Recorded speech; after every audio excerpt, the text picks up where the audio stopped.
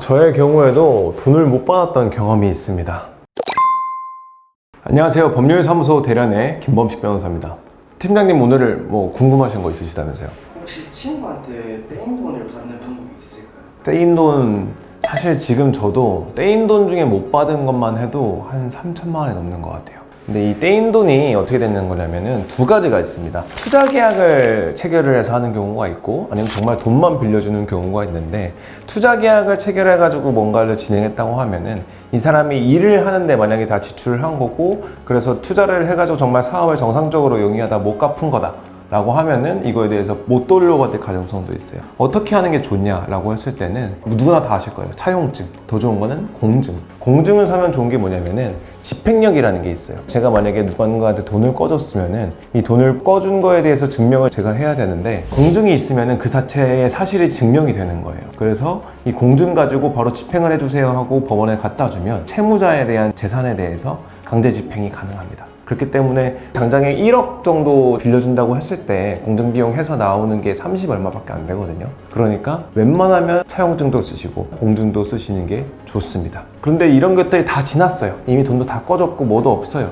그렇다고 하면은 사실 제가 드릴 수 있는 말씀은 소송밖에 없어요. 민사소송을 걸거나 형사소송을 걸어야 되는데, 첫 번째로 먼저 형사소송을 걸 수 있는 경우에 대해서 말씀드리겠습니다. 만약에 이런 경우에요. 돈 좀 꺼줘 라고 얘기를 했는데 실제로 돈을 꺼가는 목적이 뭔가 도박을 하기 위해서였어요. 다른 데 쓰기 위해서였는데 이 사실을 숨기고 돈을 껐어요. 그럼 이런 경우에는 이 목적을 숨기고 저를 기망해가지고 돈을 받아낸 거기 때문에 형사소송이 가능하고 형법상 사기죄가 성립을 하게 됩니다. 일반적으로 형사소송이 걸려있으면 돈을 더 잘 받을 수 있는 가능성이 높아지는데요. 그 이유는 뭐냐면은 이제 형사소송이 사건화되고 나면은 이 피해 금액을 변제하지 않으면 더 큰 처벌을 받게 돼요. 그래서 자기가 처벌을 면하기 위해서라도 합의금을 마련해 오기 때문에 형사소송이 일단 제일 효과적인 방법이다. 하지만 그 형사소송을 걸을 수 있는 경우는 상당히 좀 제한적이다 라는 부분이 있고요. 두 번째로 일반적으로 할 수 있는 부분이 뭐냐면 이제 민사소송입니다. 이 민사소송은 다 아실 거예요. 너가 나한테 꺼간 돈이 있으니까 너가 갚아라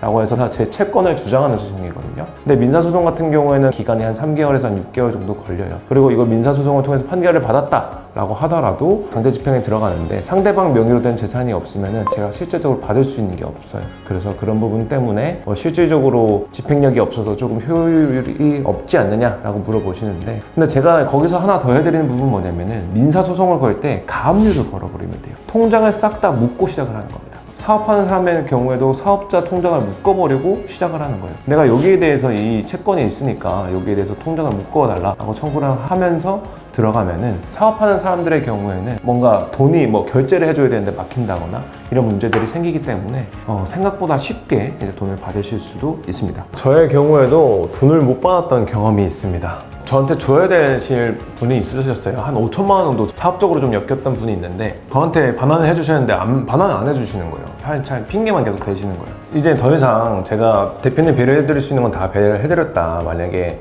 다음 달까지 한 이번 달 말까지 이 돈을 변제하지 않으시면은 저는 저대로 방식을 처리하겠습니다 라고 얘기를 했더니 바로 돈이 들어온 경우가 있죠. 가압류나 이런 게 사실 가장 효과적이고, 돈이 있는 사람이라고 한다고 하면은 사업자 통장이나 이런 걸 묶어버리면 사실 그 사업자는 거의 파산까지 갈 수 있기 때문에 너무 치명적이기 때문에 그런 부분에 대해서 언급을 하면 돈을 좀 받으실 수 있을 거예요. 이건 너무 많이 말씀드렸다. 꿀팁인데.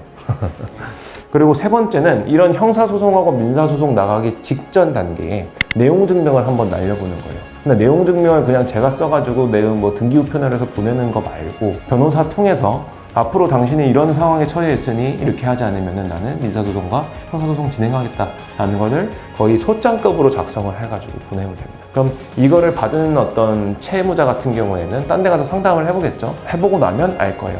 내가 큰일 날 수 있는 상황이구나 라는 거를 인지하고 나면은 돈을 빨리 갚는 경우가 있으니까요. 그런 부분에 대해서 못 받은 돈이 있으시다면 저희 법률사무소 대련으로 오시면 제가 상담해 드리도록 하겠습니다.